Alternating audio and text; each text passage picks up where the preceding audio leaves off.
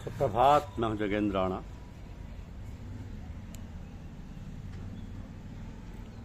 बड़ा कीमती है मनुष्य जीवन। यह आज की हमारी आध्यात्मिक चर्चा का विषय। बड़ा कीमती है मनुष्य जीवन। एक बड़े रहस्य की बात है कि जिससे सब लोग जानते हैं कि परमात्मा ने हम सबको पैदा किया, ये सृष्टि बनाई, सब कुछ बनाया और अपने आप को छिपा लिया। अब कहने को तो कहते हैं कि भगवान सर्वव्यापक है, हमारे हृदय में रहते हैं, पर मिलते कहाँ हैं, दिखाई कहाँ देते हैं।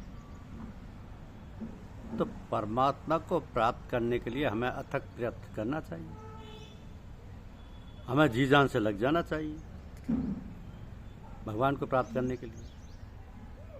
अब प्रश्न ये है कि भगवान को प्राप्त कैसे करें। तो भगवान को प्राप्त करने के लिए हम अपनी ऐसी दृष्टि बनाएं, ऐसी भावना बनाएं कि हमें सब लोग भगवान के रूप में दिखाई दें। ये कोई बड़ी बात नहीं है, ये सब अभ्यास की बात है और अभ्यास से सब कुछ हो सकता है। तो अगर आप 3 बातें अपना लें तो आप सबको खुश कर सकते हैं, अपने बस में कर सकते हैं। और 3 बातें क्या हैं? सेवा। आपके अंदर सेवा भाव होना चाहिए। स्वामी शरणानंद कहा करते थे कि सेवा करने के लिए सारा संसार हमारा है और सेवा लेने के लिए कोई नहीं। दूसरी बात है मधुर भाषण। मधुर भाषण से आप सबको प्रसन्न कर सकते हैं, सबको अपने माफिक बना सकते हैं। और तीसरी बात है किसी की निंदा ना करनी। तो सेवा, मधुर भाषण, किसी की निंदा ना करना, ये 3 बातें अगर आप अपना लें तो आप सबको खुश कर सकते हैं, सबको अपने बस में कर सकते हैं और बड़ा अच्छा जीवन व्यतीत कर सकते हैं। हम मनुष्य शरीर प्राप्त कर मनुष्य बने। मनुष्य कैसे बने? हम जिसका ध्यान करते हैं, हम जिसका विचार करते हैं, जो भी हम ख्याल करते हैं, जैसा हमारा व्यवहार, जैसा हमारा आचार विचार, वैसे ही हम बन जाते हैं। और अगर हम भगवान की याद करें, हमेशा भगवान का स्मरण करें, भगवान को सब में देखें, तो हमारा जीवन, आचार विचार, व्यवहार सब वैसा ही बन जाएगा। मनुष्य जीवन बड़ा कीमती है। भगवान ने बड़ी दया कृपा करके हमको मनुष्य जीवन दिया है। इसलिए हमारा सबका फर्ज है कि हम मनुष्य बने। तरह तरह के लोग हैं, कोई पशु कोटि के हैं, कोई मनुष्य कोटि के हैं, कोई देव कोटि के हैं, कोई ईश्वर कोटि के हैं। तो हमको चाहिए कि हम ईश्वर कोटि के बने।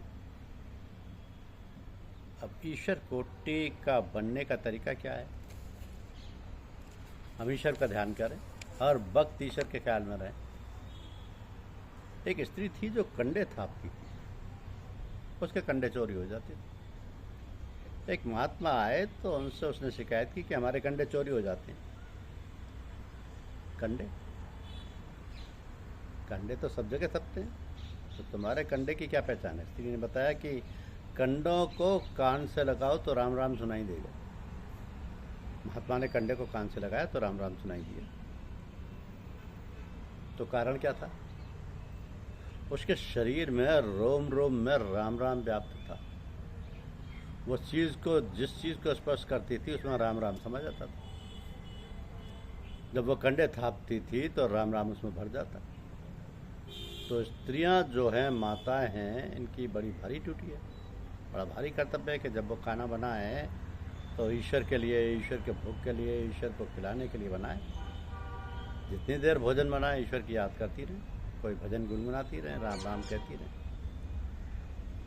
जब तक खाना बनाए भगवान की याद में रहें तो खाने में वही असर आ जाएगा। जो कोई उस खाने को खाएगा उस पर वही असर पड़ेगा। हमने देखा कि माताएं लड़कों पे चिल्लाती जाती, गाली बकती जाती हैं और खाना बनाती रहती हैं। बाद में कहती हैं कि लड़का गुस्सा करता है। अरे गुस्सा तुमने भर दिया, खाना बनाते बनाते तुम गुस्सा करती रही हो, तो खाने में वही गुस्सा भर गया। अब जो कोई खाएगा उसके अंदर वही गुस्सा भर जाता। तो मनुष्य जीवन बहुत मुश्किल से मिलता है। हमको चाहिए कि हम मनुष्य बने। मनुष्य बनने का तरीका क्या है? हम जैसा सोचते हैं वैसे ही बन जाते हैं, वैसा हमारा व्यवहार बन जाता है, वैसा ही हमारा चाल चलन हो जाता है। तो जो हम हर वक्त भगवान की याद करें कि नाम लब पे तेरा, याद दिल में तेरी, शक्ल आंखों में हो।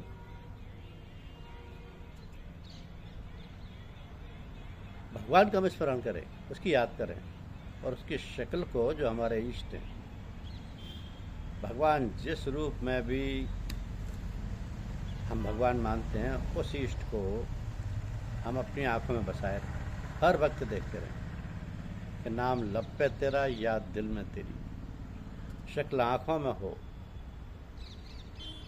यही पूजा है, यही पूजा है।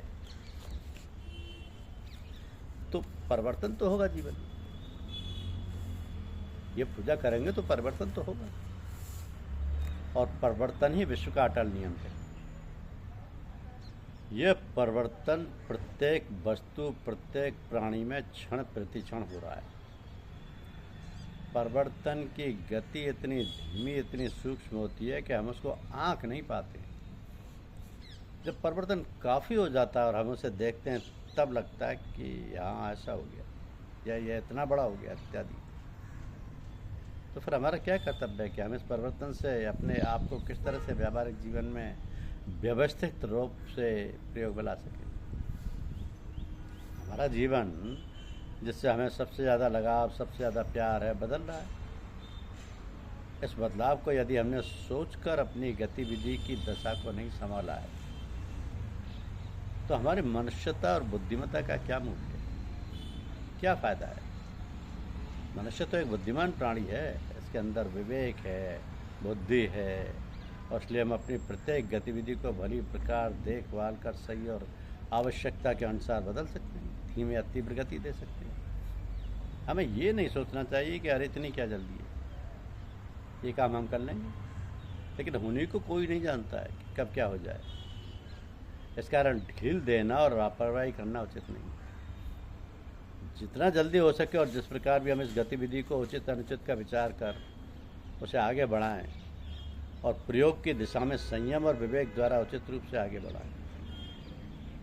लापरवाही और टालमटोली से हमारे कार्यक्रम और व्यवहार में बदलाव हो सकता है, और यह बदलाव जरूरी नहीं है कि अच्छी दशा में हो, वो हमें हानिकारक भी हो सकता है। ये कौन जाने समझे। मतलब जितनी जल्दी हो सके कार्य को समाप्त करने का प्रयत्न करना चाहिए।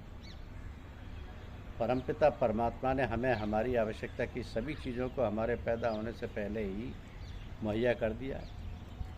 इतनी उसकी दया कृपा है। हो क्यों ना? ऐसा क्योंकि वो परमपिता है। पिता भी कभी नहीं चाहता कि उसकी संतान को कुछ दुख मिले, मगर कर्म की गति महान है, और कर्म का फल तो अवश्य भोगना पड़ेगा। तो हर प्राणी को, हर मनुष्य को खास तौर से सोचना चाहिए कि हमारा कर्तव्य क्या है, और हम उसे कैसे करें, कैसे निभाएं, उसको पूरा करें। तभी तो हम अपने हर कर्तव्य और हर जिम्मेदारी को ठीक तरह से निर्वाह कर सकेंगे। इसलिए मनुष्य को चाहिए कि वो भगवान का सहारा, आसरा पकड़े रहे और अपने कर्तव्य का पालन करता रहे। उसका सबसे अच्छा तरीका ये है कि हम हर काम को भगवान का समझकर भगवान के लिए करें, और ऐसा करने से उस काम की पूरी जिम्मेदारी भगवान की हो जाती है, और वो काम सुचारू रूप से जैसा उचित होता है पूरा हो जाता है, और हमें ज़्यादा परिश्रम व सोच विचार नहीं करना पड़ता। तो हमारी प्रार्थना होनी चाहिए कि हे भगवान, हे परमपिता परमेश्वर, हमारी रक्षा करो, हमें बुद्धि दो, बल दो, ताकि हम अपने कर्तव्य का ठीक प्रकार से पालन कर सकें। ये जीवन उसी का दिया हुआ है, उसी को सौंप दो और अपने कर्म बंधन से मुक्ति पालो। यही हमारा ध्येय है, जिसको हमें इसी जीवन में पाना है। यही हमारा कर्तव्य है।